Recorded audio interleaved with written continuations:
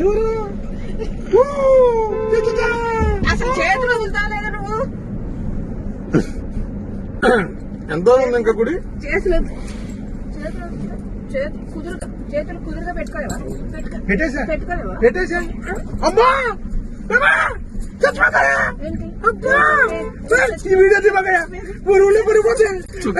ఇదే రేపు ఏంటి చచ్చిపోయేది? ఏంటి చచ్చిపోయేది? అదే చమక్షంద్రలో బయటకు వచ్చాడు. ఎరా ఏంటని నాలుగెళ్ళి తల ఏమన్నా పట్టి వచ్చేది ఉందా?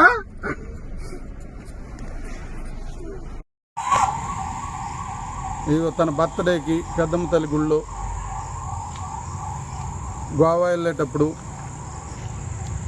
ఇల్లు గృహప్రవేశం చేసిన రోజున ఆ అమ్మాయి ప్రవర్తన ఎలా ఉంటుందంటే ఇలా ఉంటుంది. కారు అడ్డం పెట్టి నైటీతో వచ్చి గొడవ పెట్టుకుని మళ్ళీ నాకు అన్యాయం చేశారు, పోలీసులు నన్ను పట్టించుకోవట్లేదు.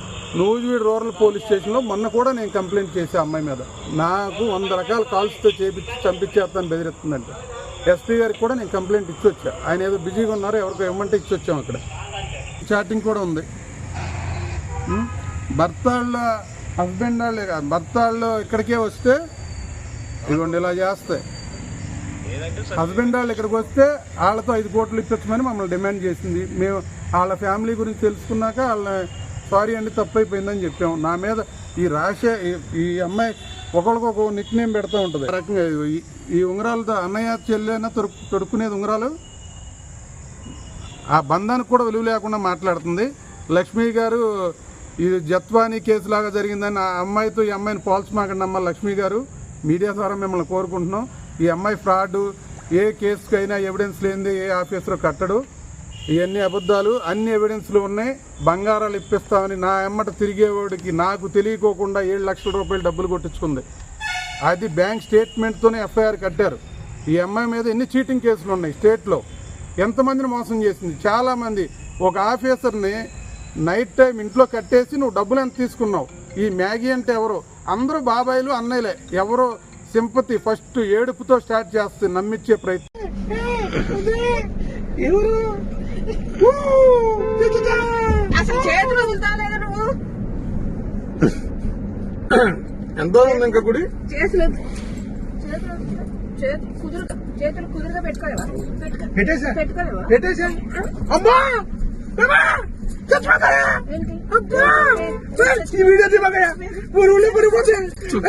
ఇదే రేపు ఏంటి చచ్చిపోయేది? ఏంటి చచ్చిపోయేది? అదే చమక్షంద్రలో బయటకు వచ్చాడు. ఎరా ఏంటని నాలుగెళ్ళి తల ఏమన్నా పట్టి వచ్చేది ఉందా?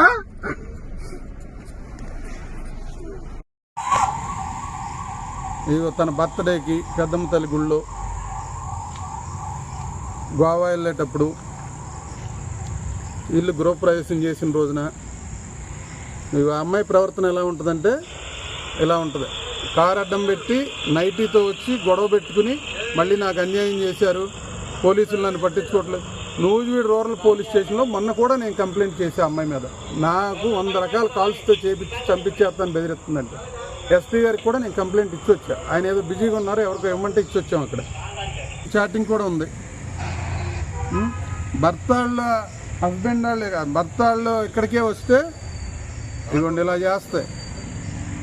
హస్బెండ్ వాళ్ళు ఇక్కడికి వస్తే వాళ్ళతో 5 కోట్లు ఇప్పించమని మమ్మల్ని డిమాండ్ చేసింది. మేము వాళ్ళ ఫ్యామిలీ గురించి తెలుసుకున్నాక వాళ్ళని సారీ అండి తప్పు అయిపోయిందని చెప్పాము. నా మీద ఈ అమ్మాయి ఒకరికొక నిక్ నేమ్ పెడతా ఉంటుంది. రకంగా ఈ ఉంగరాలతో అన్నయ్య చెల్లెన తొడుక్కునేది ఉంగరాలు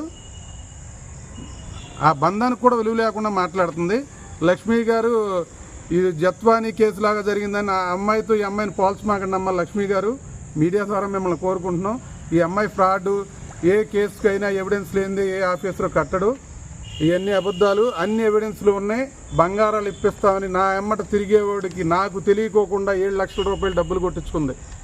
అది బ్యాంక్ స్టేట్మెంట్తోనే ఎఫ్ఐఆర్ కట్టారు. ఈ అమ్మాయి మీద ఎన్ని చీటింగ్ కేసులు ఉన్నాయి స్టేట్లో. ఎంతమందిని మోసం చేసింది. చాలామంది ఒక ఆఫీసర్ని నైట్ టైం ఇంట్లో కట్టేసి నువ్వు డబ్బులు ఎంత తీసుకున్నావు. ఈ మ్యాగీ అంటే ఎవరో అందరూ బాబాయిలు అన్నయ్యలే. ఎవరో సింపతి ఫస్ట్ ఏడుపుతో స్టార్ట్ చేస్తే నమ్మించే ప్రయత్నం.